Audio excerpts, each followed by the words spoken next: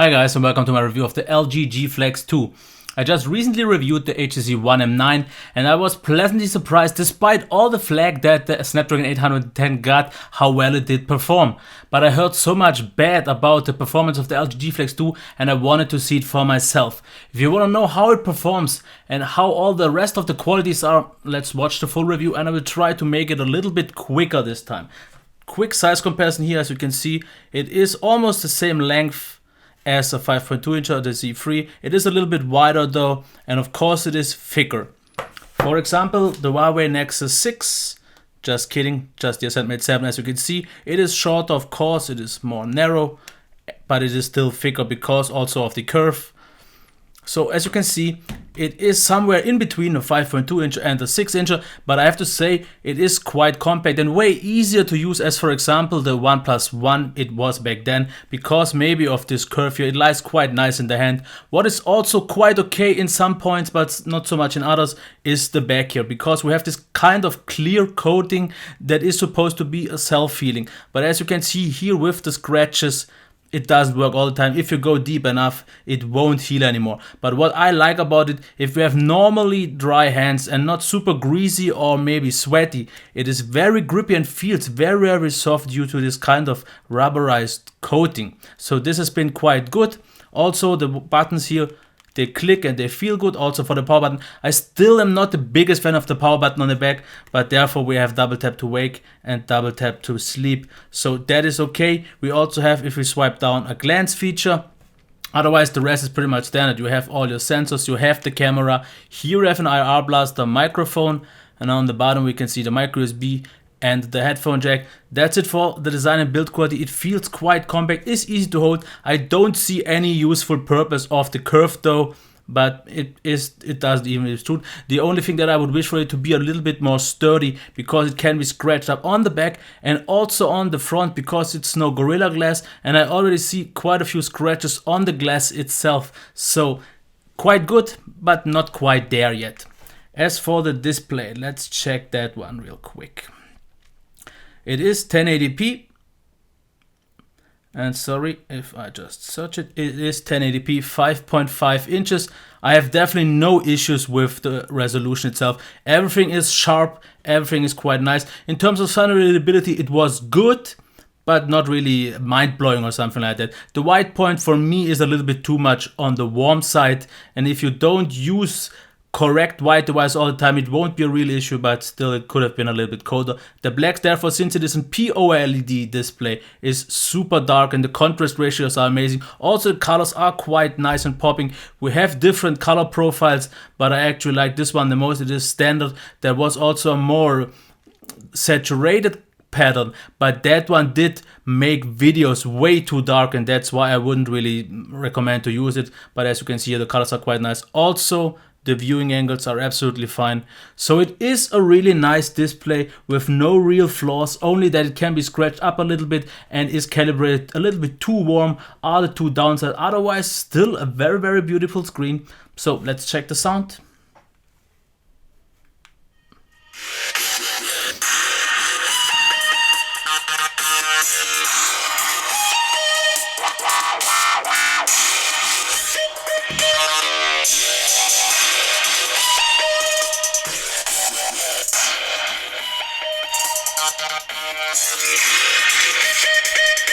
No. Sorry. So as you maybe heard it, blocking the speaker actually doesn't even diminish the quality that much, so that is okay. Of course the position still is one of the worst. You could possibly do it quite loud though. Bass, mids are also fine and it's quite clear. It sounds a little bit tinny overall, but for a backfiring speaker of this caliber, it's not even half that bad, so it is acceptable. Definitely far from on a flagship level speaker, but still gets the job done. As for the performance, let's check that one here. First of all, in the browser is where it's actually mostly smooth. As you can see here, not really super smooth. There is some lag from time to time, but in overall the browsing performance is nice. In apps though, this is a little bit of a hit and miss. Where it's still quite okay in apps like for example Phoenix, we still see some lag though from time to time. It is worse in apps for example like Palaver. Now it's actually quite okay, but if you use it in daily life, you see a lot of stutter and hiccups and loading times, and just where it doesn't perform that well. As you can see here, it is always a little bit stuttery, so maybe this is noticeable. Otherwise, it definitely isn't on the level of the HTC One M9, definitely not. There's a lot more stutter going on. And in terms of throttling, it is actually better though, because we had values of 50,000 same as on the One M9, but it only throttles down to maybe 44,000 instead of maybe 38 or 39,000. But the performance, for example, just in terms of games, isn't even on par with the M9, even though it throttles maybe less. The optimization is what kind of cripples this device, I think, because as you maybe will see here, it is a little bit of a hit and miss. Sometimes it is quite smooth, and sometimes it stutters and drops a lot of frames, and we just don't have the best frame rates. So gaming is definitely possible, but if you plan to play a lot, then definitely check something else, because it can't at all keep up with the HTC One M9. There is so much more lag happening, and I have to blame, as I think all the other reviewers, the poor software optimization. So if you aren't looking as critical at the performance and just use it in normal life, the stutters and hiccups don't hurt you too much, but they are still there. If you want the flagship in terms of performance, this is not quite it. In terms of battery life, the charging times are quite good. Half an hour gets you to 45%, 1 hour gets you to 80%, and after 1.5 hours you are fully charged, which is quite nice. But if you check the battery life now, this is where things are a little bit, not so amazing. As you can see here, 3 hours after about 12 hours of screen on time, 3 hours again, 15. Here we have 1 hour 40 after using slightly above half. Here we have 2 hours and 16. So with a little bit of heavier use. Here we have 3 hours again over the course of 1 day, with a little bit more than 1 day, but this was all on Wi-Fi. And I did just a Geekbench to see what actually could happen, and I got 3 hours and 50. So this shows me that I expect about 3 hours over the course of a normal day, with about 65% of brightness that I used. So if you go a little bit low, you can get a little bit more, but this is pretty much the brightness I use almost on all devices. So seeing 3 hours is definitely not that great. As for the software, there's not really much to say, and I did already a specific video why I like the LG UI so much. We have a few additions that I didn't have on the lower end devices, like dual window, but otherwise we get the great stuff here as well. Fully customizable quick settings. Double tap to wake, double tap to sleep.